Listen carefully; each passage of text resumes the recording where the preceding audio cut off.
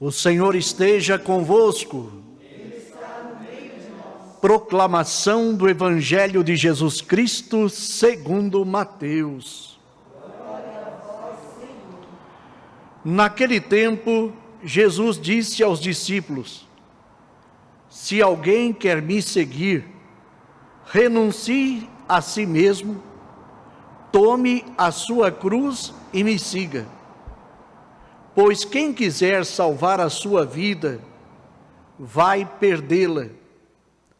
E quem perder a sua vida por causa de mim, vai encontrá-la. De fato, de que adianta ao homem ganhar o mundo inteiro, mas perder a sua vida? Que poderá alguém dar em troca da sua vida? Porque o Filho do Homem virá na sua glória e na glória do seu Pai, com os seus anjos, e então retribuirá a cada um de acordo com a sua conduta. Em verdade eu vos digo, alguns daqueles que estão aqui não morrerão antes de verem o Filho do Homem vindo com o seu reino. Palavra da salvação. Glória a vós, Senhor. Que as palavras do Santo Evangelho perdoem os nossos pecados.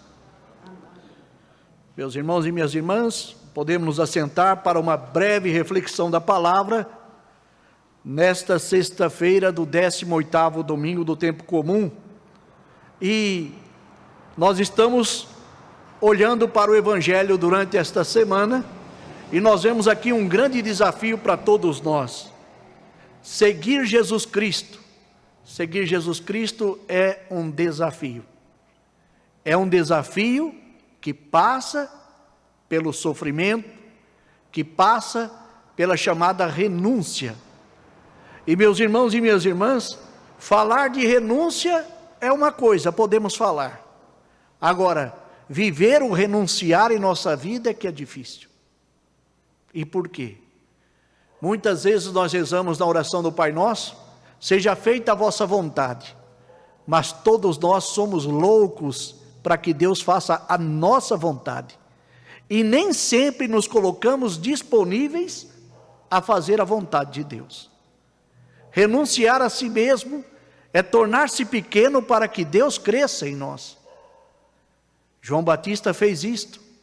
Ele disse na sua caminhada de preparação como precursor do Messias, ele disse: é preciso que eu diminua para que Cristo cresça.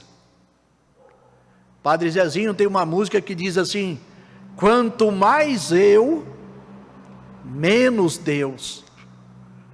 Então, renunciar a si é: Senhor, quantas coisas lá no meu coração que eu desejo profundamente, que eu gostaria muito. E aí, não é a tua vontade que deve prevalecer, é a vontade de Deus. E a vontade de Deus é sempre o melhor para nós, mas ela passa pelo sacrifício. É importante, e há uma necessidade de diminuir-se interiormente, de aquebrantar-se nossas paixões, nossos desejos, nossa vontade, para que a vontade de Deus realmente, verdadeiramente aconteça. Então, meus irmãos e minhas irmãs, a palavra fala assim: olha, se você quiser salvar a sua vida ao teu modo, você vai perdê-la. Mas se você perder a sua vida por causa de mim, ao contrário, você vai encontrar. Então veja, a questão é nós trabalharmos o que diz o chamado tempo. Nós vivemos numa realidade temporal, e nós seremos julgados segundo a nossa conduta. É a nossa ação, é as nossas atitudes, é que nos colocará no plano de Deus, no plano de salvação.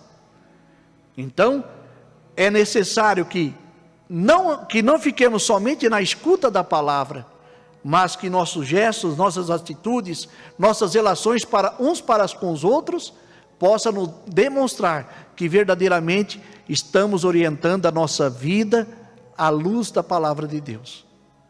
Meus irmãos, com muito carinho falo para vocês, estamos vivendo tempos difíceis.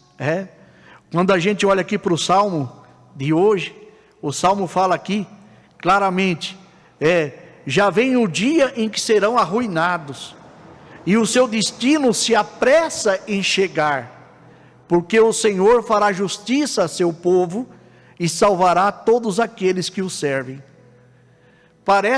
O Salmo parece que ele vem com uma linguagem de fatalidade, de morte.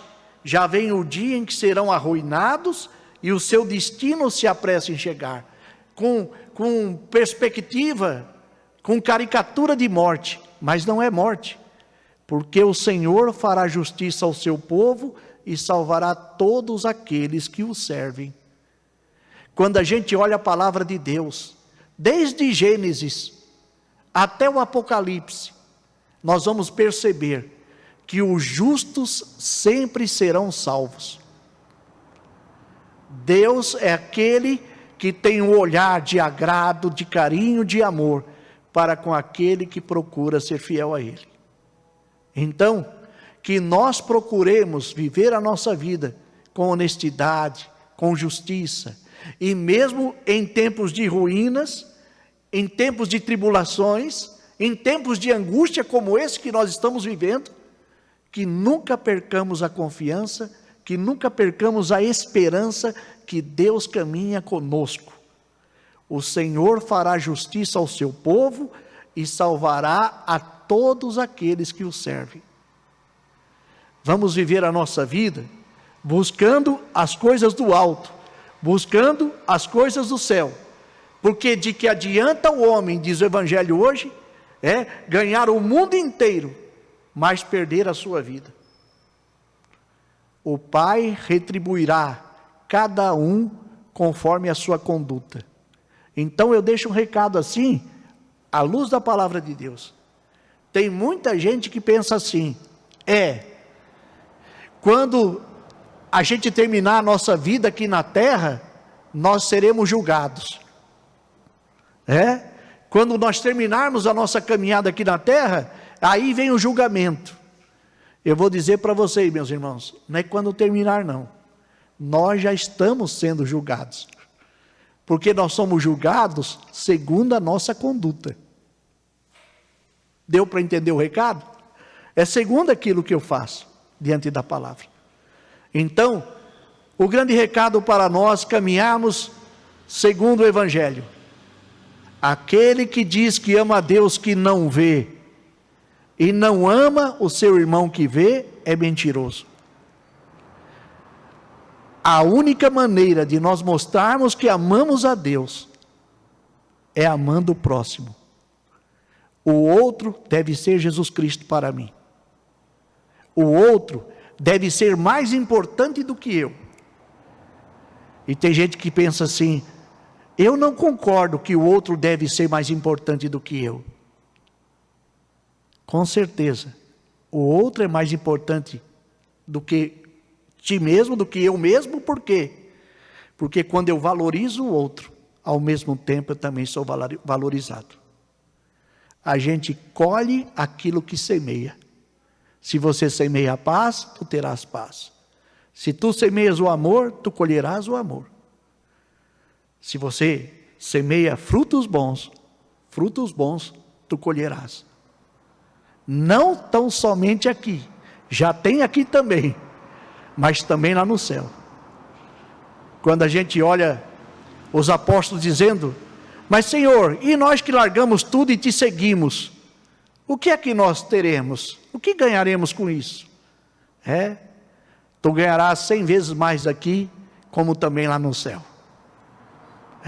Então, o amor é o caminho, a fraternidade, a relação humana, é o que vale. E Deus está dizendo assim, você já está sendo julgado pela sua conduta. São as suas atitudes que vai demonstrar a tua realidade futura. Mas o nosso Senhor veio para nos salvar. O seu amor é misericordioso Ele está conosco sempre. Louvado seja o nosso Senhor Jesus Cristo.